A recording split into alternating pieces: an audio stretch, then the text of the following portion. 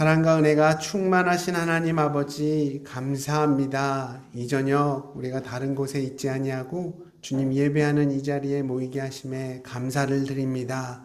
우리가 신령과 진정으로 오직 주님 한 분만 예배하길 원하오니 주님 이 자리 가운데 임재해 주시고 예배하는 우리들의 심령 가운데에 신령한 하늘의 복으로 세상이 줄 수 없는 그 평안함으로 우리의 심령을 가득 채워 주시옵소서. 찬양을 통해 열려진 우리의 심령 가운데에 진리 되신 주님의 말씀으로 채우는 시간 갖기 원합니다. 전하는 자나 받는 자나 하나님의 말씀을 아멘으로 받게 하시고 그 말씀이 살아 역사하는 능력의 말씀으로 우리 심령 가운데에 뿌려지고 또 우리 삶 가운데에 열매 맺을 수 있도록 주님 인도하여 주시옵소서. 시작하는 시간이 오니 사탄막이 틈타지 않게 하시고 이 예배 가운데 주님 홀로 영광 받아 주시옵소서. 이 모든 말씀 살아계신 예수님 이름으로 기도드렸습니다. 아멘. 우리 성도님들 지난 3일 동안 잘 지내셨나요? 예, 수요 예배가 지난주에는 영상으로 드리고 2주 만에 이렇게 강단에 서보니까 너무 오랜만에 서는 것 같아요. 와, 안식월 한 두세 달 갔다 오면 정말 낯설 것 같습니다. 이 자리가.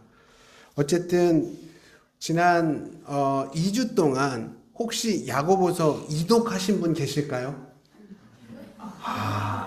네. 근데 오전반에는 한 분이 계시더라고요. 저도 깜짝 놀랐습니다. 네. 일독이라도 하신 분 손들어 주시겠습니까? 할렐루야. 네. 좋습니다. 네. 오후반 분발하셔야 되겠네요. 네. 오늘 함께 나눌 하나님의 말씀 야고보서 2장 14절에서 17절 말씀입니다. 야고보서 2장 14절에서 17절 말씀입니다. 우리 한 목소리로 읽어보겠습니다. 야고보서 2장 14절부터 17절 시작. 내 형제들아 만일 사람이 믿음이 있노라 하고 행함이 없으면 무슨 유익이 있으리요. 그 믿음이 능히 자기를 구원하겠느냐. 만일 형제나 자매가 헐벗고 일용할 양식이 없는데 너희 중에 누구든지 그에게 이르되 평안히 가라 덥게 하라 배부르게 하라 하며 그 몸에 쓸 것을 주지 아니하면 무슨 유익이 있으리요. 이와 같이 행함이 없는 믿음은 그 자체가 죽은 것이라. 아멘. 여러분들은 우리 성경에서 가장 믿음 좋은 사람은 누구입니까? 라는 이런 질문을 받으신다면 누구를 떠오르시겠습니까? 물론 수많은 사람들이 나오겠죠. 엘리야, 사도 바울, 베드로, 다윗. 여러분 각자의 기준에서 이렇게 떠오르는 그런 성경의 인물들이 있을 것 같습니다. 제 경우에 믿음이라는 이 단어가 떠오르면 저는 믿음의 조상 아브라함이 생각이 나오거든요. 야고보서에서도 올바른 믿음의 이런 예시로 아브라함과 라합이 나오고 있고 또 5장에도 보면 이렇게 엘리야가 언급되지 않습니까? 그런데 이 창세기 말씀을 자세히 보면 아브라함의 삶이 과연 완벽한 삶이었을까요? 아니죠. 그의 삶을 가만히 들여다보면 수많은 실수들이 있었습니다. 아브라함은 창세기 12장에서 하나님의 부르심을 받고 자신의 고향, 편안하고 안정적인 삶이 보장되어 있는 이 갈대아 우르를 믿음으로 떠났고 약속의 땅 가나안으로 향했습니다. 하지만 가나안 땅에 기근이 심해지니까 자꾸 아브라함은 남쪽으로 이동을 하다가 결국 어디까지 내려갔느냐? 애굽까지 내려가게 됐어요. 그렇게 애굽 근처에 도착했을 때 아브라함은 아내 사라에게 무슨 말을 했냐 하면 이때만 해도 아브라함은 아브람이었고 사라는 사레였습니다.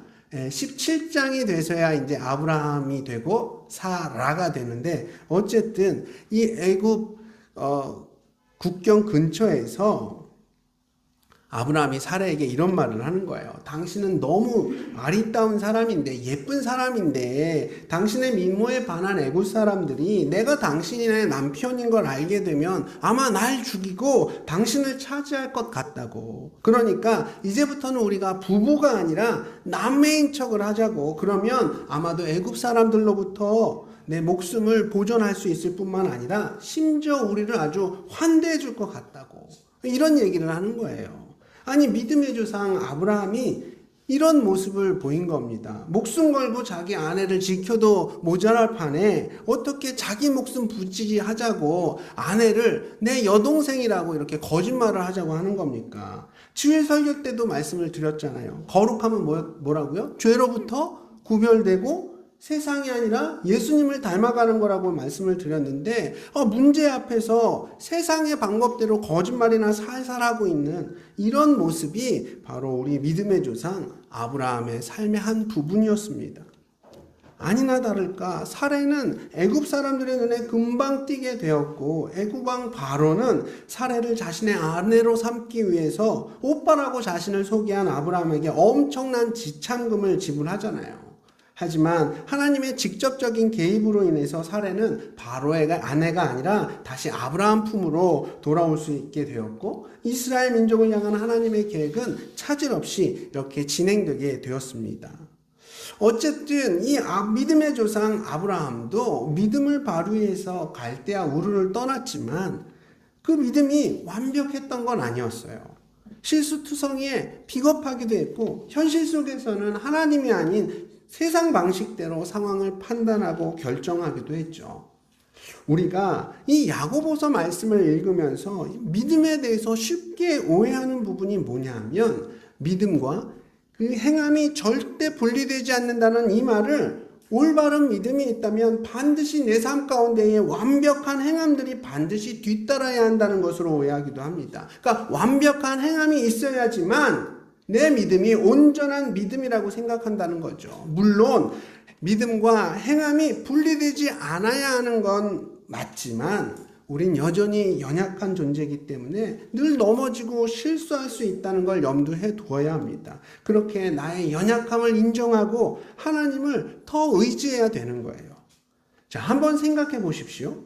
우리에게 올바른 믿음이 있다면 과연 내 삶 가운데에 미운 사람 하나 없고 화낼 일이 전혀 없어질까요? 혹여라도 믿음이 있다고 했는데 여전히 미운 사람이 있고 화날 일이 있다면 이건 내 믿음이 지금 가짜라는 건가요? 그래서 야고보는 이런 나의 믿음을 지금 정죄하고 야단치고 있는 걸까요? 오늘 본문 가운데 야고보가 가르치는 믿음과 행함은 결코 분리될 수 없다는 이 말은 우리 삶에 완벽한 행함이 있을 때만 그것이 올바른 믿음이라고 가르치고 있는 게 아닙니다. 그럼 진짜 의미는 뭐냐? 우리 삶 속에 내 믿음과 내 행함이 서로 달라질 때마다 원래는 이 믿음과 행함이 같아야 그것이 올바른 믿음이라는 것을 우리가 알고 있으니까 혹시 내 삶 가운데서 믿음과 행함이 분리되는 그런 모습이 일어나게 되면 그것이 문제라는 걸 내가 인식하고 최대한 빨리 믿음과 행함을 다시 결합시켜야 한다는 그런 의미인 거예요. 지체들끼리 서로 사랑해야 되지만 미운 마음이 들 수 있고 자녀들이 부모 말씀에 순종해야 되지만 그렇게 못 살 때가 있잖아요. 그럴 때에 지금 넌 믿음과 행동이 다르니까 너에게는 올바른 믿음이 없는 거야. 올바른 믿음이 있다면 네 행함이 네 삶이 완벽해야지. 아니 이런 식으로 정죄하라는 것이 아니라 내 믿음과 행함이 지금 절대로 분리될 수 없는 거지. 얼른 내 행동을 고쳐야겠다. 돌이켜야겠다. 내 믿음과 행함을 다시 일치하도록 해야겠다. 이렇게 여기는 모습. 이렇게 돌이키는 모습이 바로 믿음과 행함이 절대 분리되지 않는다는 말의 진짜 의미인 거예요. 결국 중요한 건 뭐냐? 눈에 보이지 않는 우리의 믿음은 우리의 행함을 통해서 밖으로 드러나야 한다는 겁니다. 행함을 통해서 내 삶 속에 그 믿음이 드러나야 그것이 바로 참된 믿음이라는 거예요. 왜냐하면 내 안에 있는 것이 바깥으로 나오는 건 이건 너무 당연한 거잖아요. 제가 청소년기 때 저희 어머니께 제일 많이 들었던 그런 말 중에 하나가 뭐냐? 안에서 새는 바가지 바깥에서는 안 새니? 이 말 엄청 들었거든요. 제 안에 있는 게 바깥으로 나오는 건 너무나도 당연한 겁니다. 그럼에도 불구하고 내 삶 속에 그 어떤 믿음의 경험도 없고 주변 사람들도 내가 믿음이 있는 사람인지 전혀 알지 못한다는 건 이건 뭐예요? 믿으면 행동하게 된다는 이 당연한 법칙. 안에 있는 것이 바깥으로 나오게 된다는 이 자유로운 현상이, 자연스러운 현상이 내 삶 가운데 전혀 일어나지 않는다는 것이고, 이런 모습은 뭐냐? 올바른 믿음이라고 할 수 없다는 거예요. 우리나라 속담 가운데 시작이 반이다란 그런 말이 있죠. 모든 일에 첫걸음 떼는 게 너무너무 중요하단 말이에요. 그래서 많은 젊은이들을 도전할 때 일단 시작부터 하라고, 그것이 변화의 첫걸음이라고 이렇게 강조합니다. 근데 이 믿음의 영역에서는 시작도 물론 중요하지만 완주가 더 중요합니다. 시작보다 뭐가 더 중요하다고요? 완주가 더 중요해요. 믿음으로 시작해서 행함으로 결론 맺는 그런 전체의 과정이 더 중요한 거예요. 주변에 많은 성도들이 받은 말씀 앞에서 결단하고, 그러면서 믿음의 시작은 아주 화려하고 그 도전은 뜨겁지만 마지막까지 행함의 열매를 맺는 것으로서 그 과정을 마무리하는 경우는 참 드문 것 같습니다.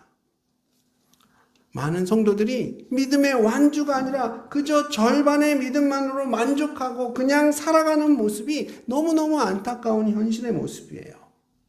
끝까지 가보는 그런 믿음의 경험이야말로, 다시 말해서 온전한 행함으로 그 결론 맺는 그런 모습이야말로 참된 믿음이라 할 수 있는 겁니다.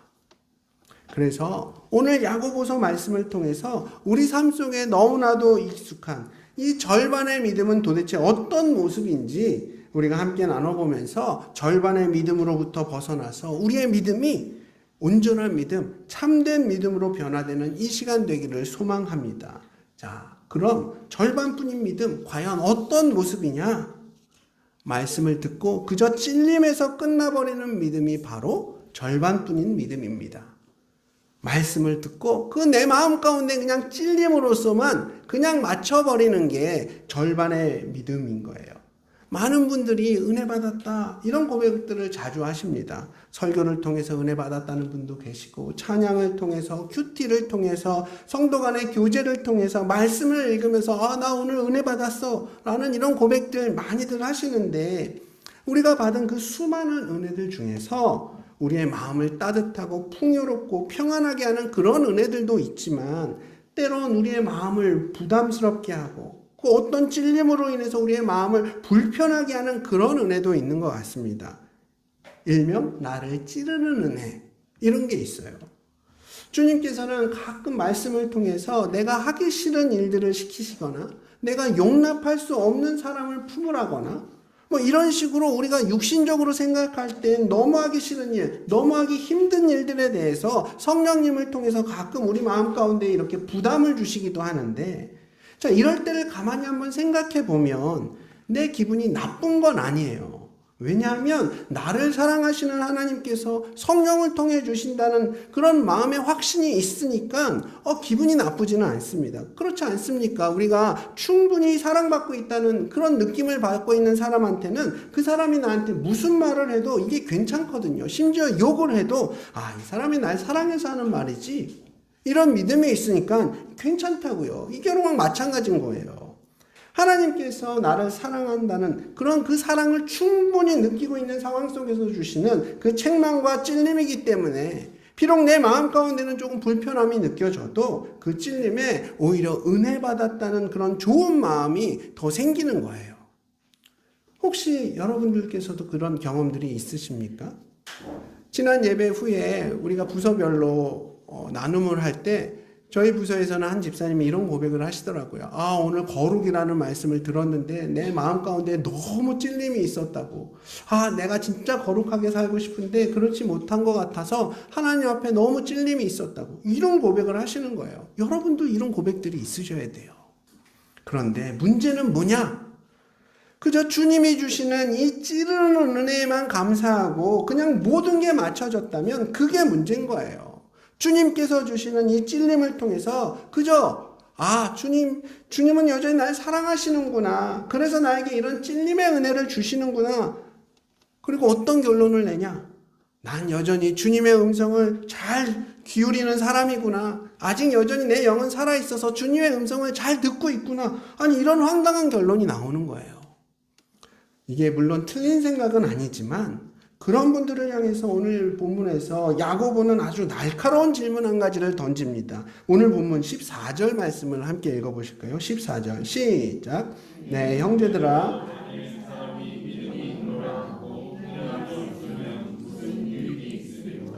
그 믿음이 능히 자기를 구원하겠느냐. 아멘. 많은 성도들이 이 본문을 읽고 사실 난감해합니다. 왜냐하면 사도 바울은 로마서 3장에서 구원은 행위를 통해서 이루어지지 않고 오직 믿음을 통해서 이루어진다고 했는데, 오직 믿음으로만 우리가 구원받을 수 있다고 했는데, 야고보는 마치 행위가 구원의 조건인 것처럼 말하고 있으니까 이게 난감한 거죠. 그래서 유명한 종교개혁자 마틴 루터도 이 야고보서를 지푸라기 서신이라고까지 이렇게 폄하했거든요. 하지만 우리가 기억해야 하는 건 로마서나 야고보서나 장르로 보면 어디로 분류된다 그랬죠? 서신서로 이렇게 분리가 된다 그랬잖아요. 편지였다는 걸 여러분 기억하셔야 됩니다. 제가 서신서 읽을 때는 늘 강조했던 게 뭐였어요? 그 바울 서신 이렇게 설교하면서 뭘 강조했었죠? 네, 맞습니다. 수신자와 수신자의 상황을 알고 그 내용을 파악하는 게 굉장히 중요하다는 말씀을 드렸어요. 그래서 같은 말을 해도 수신자들의 상황에 따라서 강조하는 부분이, 그 의미하는 바가 다를 수 있기 때문에 그 수신자들의 상황과 또 여건들 잘 파악해 볼 필요가 있습니다. 자, 사도 바울은 죄인이었던 사람이 어떻게 그리스도인이 되는지에 대한 그 설명 가운데 로마서 3장을 쓰고 있는 거예요. 반면에 야고보는 지금 교회 생활을 어느 정도 한 성도들 중에서 난 좀 믿음이 있는데? 라고 자랑하고 있는 구원받은 성도들을 향해서 이 야고보서를 쓰고 있다는 사실을 여러분 알고 계셔야 합니다. 야고보는 지금 구원받았지만 온전한 믿음을 발휘하지 못하고 있는 그런 성도들을 향해서 권면하고 있는 거예요. 여러분들에게 행함이 없다면, 그 행함이 없다면 믿음이 무슨 유익이 있겠습니까? 그러니까 여러분, 믿음을 통해서 구원 얻는 건 맞는데요. 그 믿음이 있어도 행함이 없으면 그 믿음이 능력을 발휘하지 못한다는 그 얘기를 하고 있는 거예요. 그러면서 한 가지 예를 더 들고 있는데, 오늘 보면 15절에서 16절 말씀입니다. 우리 함께 읽어보실까요? 자, 시작. 만일 형제나 자매가 헐벗고 일용할 양식이 없는데 너희 중에 누구든지 그에게 이르되 평안히 가라, 덥게 하라, 배부르게 하라 하며 그 몸에 쓸 것을 주지 아니하면 무슨 유익이 있으리요? 아멘. 자, 교회 공동체 가운데 하루 먹고 살기도 힘든 지체가 있는데 그 사람에게 그저 평안히 가라고 이렇게 인사만 하는 그런 말뿐인 축복이 도대체 무슨 유익이 있겠냐고 지금 묻고 있는 거예요. 여기서 평안히 가라, 이 말은 우리가 흔히 알고 있는 유대 사람들의 그런 인사말 샬롬이거든요. 우리는 헤어질 때 어떻게 인사하죠? 어른들한테는 안녕히 계세요, 안녕히 가세요 이렇게 얘기하고, 친구들끼리는 뭐 잘 가, 내일 봐 이런 식으로 인사하는 것처럼 유대 사람들은 헤어질 때 샬롬 이런 말로 인사를 하거든요. 그 샬롬이라는 말을 번역하니까 평안히 가라 이렇게 되는 거예요.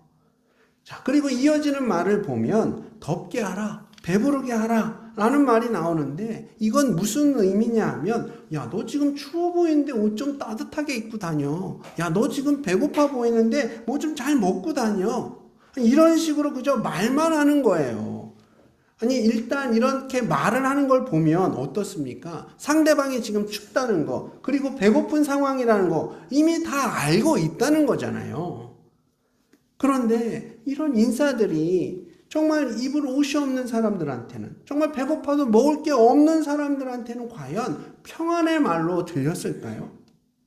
이런 말들은 정말 입을 옷이 없어서 추위에 떨고 있는 사람에게는, 양식이 없는 사람에게는 오히려 비참한 인사로 들렸을 거예요. 그 마음에 상처를 준 거죠. 또 여기서 우리가 눈여겨봐야 할 부분이 있는데, 바로 15절에 일용할 양식이라는 이 말입니다. 야고보가 이렇게 말하죠. 만일 형제나 자매가 헐벗고 일용할 양식이 없는데, 여기 일용할 양식이 없다는 말은 야고보가 의도적으로 집어넣은 말입니다. 왜냐하면 일용할 양식이란 이 말만 들어도 그 당시 성도들은 자동적으로 마태복음 6장 9절부터 나오는 예수님께서 가르쳐 주신 기도, 일명 주님의 기도를 딱 떠올렸을 거예요. 주님의 기도를 보면 오늘 우리에게 일용할 양식을 주옵시고 이런 부분이 나오잖아요. 물론 여기에는 또 다른 심오한 의미들이 더 있지만 어쨌든 간 그 용어가 그 당시 그리스도인들에게는 너무나도 익숙하고 너무나도 잘 알려졌기 때문에 이 표현을 듣는 순간 그 당시 성도들의 생각은 어디로 갔다고요? 마태복음 6장으로 갔다고요. 근데 마태복음 6장은 무슨 말씀으로부터 시작이 되냐? 구제에 대한 말씀으로 시작하거든요. 주변의 어려운 지체들을 도울 때는 은밀히 도우라는 예수님의 가르침이 나와요. 이걸 쉽게 얘기하면 지금 야고보가 일용할 양식이라는 이 표현을 썼을 때 그 당시 성도들의 머릿속에 떠올랐던 생각은 뭐냐? 어려운 지체들을 은밀하게 구제하라는 그 예수님의 명령이 떠올랐을 거예요. 동시에 공동체 가운데 소외됐던 사람들을 자신들이 어떻게 대했는지 그게 이렇게 오버랩이 되면서 그 마음 가운데에 찔림이 생겼던 거죠. 결국 야고보는 믿음이 있다고 자부하면서도 주변의 어려운 지체들을 돌보고 있지 않는 그 성도들을 향해 책망하고 있는 것이고 분명 그들의 마음 가운데는 어떤 찔림의 마음들이 있었어요. 하지만 그런 찔림 가운데에서도 성도들의 반응은 어때였냐? 너 추워? 너 추워 보이는데 그럼 옷 좀 더 입고 다녀. 야, 너 배고파 보이는데 뭐 좀 잘 먹고 다녀. 이런 식의 공허한 축복만 그 찔림 가운데에 반응했던 거예요. 21세기를 살아가는 우리들에게도 설교 가운데 들려지는 말씀이나 주변 지체들의 권면이 때로는 나에게 어떤 찔림으로 다가올 때가 있습니다. 다른 사람들에게는 그냥 듣고 그냥 흘리는 별거 아닐 수 있는 일인데도 유독 내 마음 가운데는 어떤 찔림으로 다가올 때가 있어요. 성령의 이끄심에 예민한 그렇게 반응하는 믿음의 사람들은 이런 경험들을 자주 하게 됩니다. 그럴 때 우리의 마음은 요동합니다. 잔잔한 호수와 같았던 내 마음 가운데에 계속해서 주님께서 돌을 던지면서 물결을 일으키시는 거예요. 한 번이 아니라 계속해서. 그러니까 처음에는 별 느낌이 없었지만 내 마음 가운데 자꾸 출렁거림이 느껴지는 거죠. 많은 성도들이 그 출렁거림까지는 느낀다고요. 내 마음 가운데 찌르고 계신 그 주님을 경험한다니까요. 하지만 거기까지만인 거예요. 그것으로 끝. 이게 바로 문제인 겁니다. 그럼 주님께서는 왜 잔잔한 호수와 같던 내 마음 가운데에 돌을 던지시는 걸까요? 왜 물결을 일으키고 그 찔림의 마음을 주시는 걸까요? 여러분, 주님께서 우리 마음 가운데에 물결을 일으키는 건 더 큰 파도를 의도하시고 있는 거예요. 우리 안에 잠잠해서는 안 될 그 상황 속에서 하나님께서는 우리 마음 가운데에 돌을 던지시는 거죠. 어떤 장면을 보고 어떤 이야기를 듣고 어떤 모습을 보면서 그리스도인으로서 내 마음이 요동쳐야 하는데 우리가 그저 가만히 있으니까 주님께서는 내 마음 가운데에 돌을 던지시는 겁니다. 그리고 물결을 일으키시는 거예요. 왜요? 더 큰 파도를 의도하시는 거라니까요. 주님께서 그렇게 하셔야 영적으로 무감각했던 내가 조금씩 인지를 하니까 그렇게 우리가 주님의 마음을 인지했다면 그 다음에 무엇을 해야 될까요? 행동으로 옮겨야죠. 더 큰 파도를 일으켜야죠. 주님께서는 저와 여러분이 그저 마음 가운데 찔리는 것에서 멈추는 게 아니라 행동하는 그런 믿음을 우리에게 요구하고 계신 겁니다. 제발 좀 행함으로 끝을 내라고. 그렇게 주님께서 내 마음 가운데 주시는 찔림이 그저 찔림으로 맞춰지지 않고 행동으로까지 옮겨질 때 그때 비로소 우리의 믿음은 절반의 믿음에서 온전한 믿음으로 참된 믿음으로 성장하는 거예요. 사랑하는 우리 성도님들, 만약 우리 믿음 생활 중에 행동이 필요한 그 순간에도 움직이지 않고 그저 찔리는 것에만 감사하고 그걸 은혜라고 만족하며 살아가고 계시다면, 교회 사역 가운데에 적극적인 헌신의 자리로 나아가지 않고 그저 적당한 선에서 타협하며 살아가고 계신다면 그건 절반의 믿음에 불과한 거예요. 그런 성도들에게 야고보는 또 한 번 강력한 메시지를 전합니다. 우리 17절 말씀 함께 읽어보실까요? 17절 말씀 시작. 이와 같이 행함이 없는 믿음은 그 자체가 죽은 것이라. 뭐라고요? 행함이 없는 믿음은 뭐라고요? 죽은 거래요. 야고보의 지금 이 말은 지금 너의 그 행함 없는 믿음? 연약하거나 미숙한 게 아니야. 절반뿐인 너의 믿음은 처음부터 아예 없었던 믿음이야. 라고 경고의 말을 하고 있는 겁니다. 지금 행함 없는 믿음을 시체라고 표현하면서 행동이 뒤따르지 않는 믿음이 얼마나 비정상적인지를 진짜 강도 높게 경고하고 있는 거예요. 물론 지금 야고보 사도의 이 경고는 성도들이 뭐 한 번 실수했다고, 두 번 실수했다고 이렇게 말하는 게 아닙니다. 아마 수년 동안 권면하고 위로하고 가르치고 책망도 다 해보고 할 거 다 해봤는데 여전히 변화가 없으니까 이렇게 강하게 말하고 있는 거예요. 자, 그렇다면 지금 여러분들의 믿음의 모습은 어떠십니까?